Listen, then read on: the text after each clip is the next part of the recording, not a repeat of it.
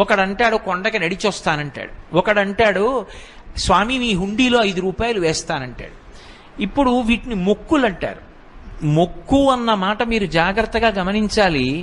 వెంకటేశ్వర స్వామి వారి హృదయం ప్రకారం అయితే వ్యాపారము కాదు. అది పాపము వలన దుఃఖం వస్తోందని వాడు తెలుసుకోవాలి.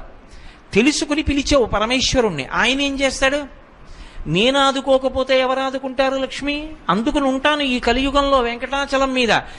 ఎవడు ఎక్కడ ఎంత మౌనంగా లోపల లోపల పిలిచినా నాకు వినపడుతుంది. నేను వింటాను, వాణ్ణి ఉద్ధరిస్తాను ఆపదలోంచి. వాడు నా మొక్కు తీరుస్తాడు, ఆ డబ్బు పట్టుకొచ్చి నా హుండీలో వేస్తాడు.